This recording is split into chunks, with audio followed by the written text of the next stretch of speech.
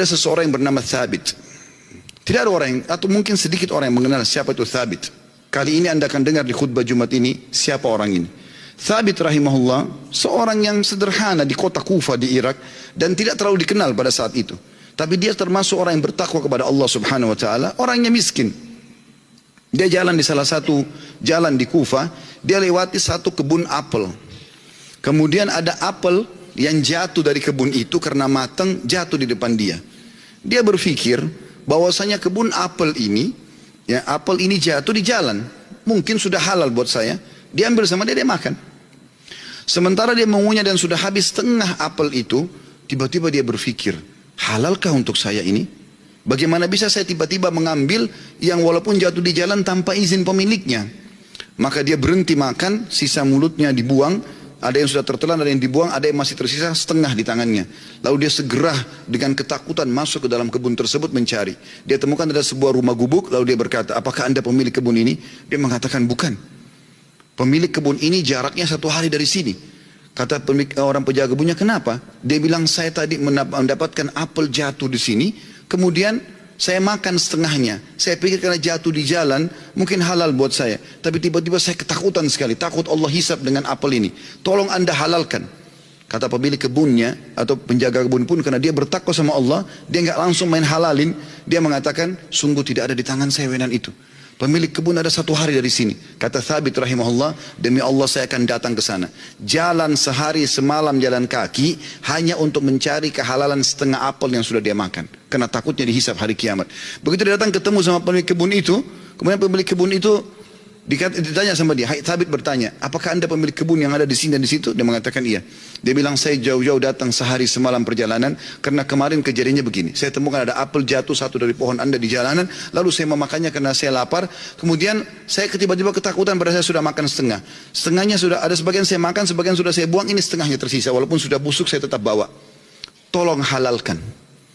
Orang tersebut melihat halal gitu. Lalu kemudian dia mengatakan, pemilik kebunnya mengatakan, apakah kau jauh-jauh datang untuk itu? Dia bilang iya. Kata pemilik kebunnya, saya akan halalkan sama kamu tapi dengan satu syarat. Kata Thabit, apa syaratnya? Kau harus nikahi anak saya. Kata pemilik kebun itu, kau harus nikahi anak perempuan saya. Tapi kau perlu tahu sebelum kau nikahi, anak saya itu tuli, nggak bisa mendengar, bisu nggak bisa ngomong, buta nggak bisa melihat, dan lumpuh nggak bisa bergerak.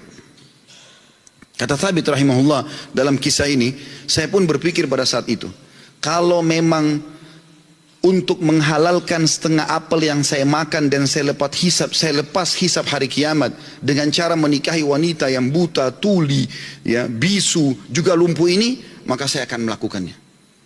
Maka kata Thabit rahimahullah, orang itu tidak tunggu waktu, dia langsung panggil 2 orang saksi, dia minta, ya, dia mengatakan saya nikahkan kau sama anak perempuan saya Fulana binti Fulana, lalu menikahlah dia. Kata Thabit, lalu saya disuruh masuk ke ruangan untuk bertemu dengan istri saya. Terjadi sesuatu yang unik, begitu saya masuk ke dalam kamar tersebut, kamar itu sangat indah dan bersih. Lalu saya mengatakan, Assalamualaikum warahmatullahi wabarakatuh. Saya kaget, istri saya menjawab salam. Bukankah tadi dikatakan dia bisu? Kemudian saya mendekati dia, kemudian saya mengulurkan tangan saya, dia mengulurkan tangannya untuk menjamah tangan saya. Bukankah tadi ayahnya mengatakan dia adalah orang yang lumpuh? Kemudian pada saat saya salam, dia menjawab, berarti dia mendengarnya, berarti dia bukan tuli.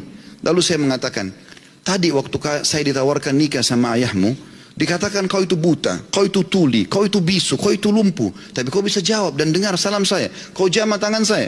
Bagaimana penjelasannya? Kata perempuan tersebut, benar perkataan ayah saya.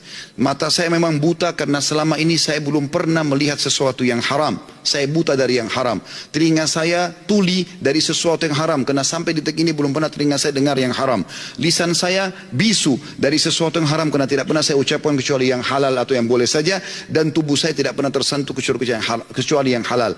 Dan ayahku memilihmu sebagai suamiku karena kau telah takut kepada Allah dan meninggalkan yang haram. Apa yang terjadi teman-teman? Kata Thabit, saya pada saat membuka tirai penutup wajah perempuan tersebut, saya temukan perempuan itu orang yang paling cantik, orang yang paling salihah, bahkan menghafal kitabullah. Dan subhanallah, dari keberkahan pernikahan yang meninggalkan yang haram itu, lahir seorang ulama muslimin, Abu Hanifah rahimahullah. Salah satu ulama dari 4 mazhab yang hampir seluruh Eropa, Turki, bahkan India dan Pakistan menggunakan mazhabnya. Lahir dari seorang Thabit, masyarakat biasa yang meninggalkan sepotong apel yang haram.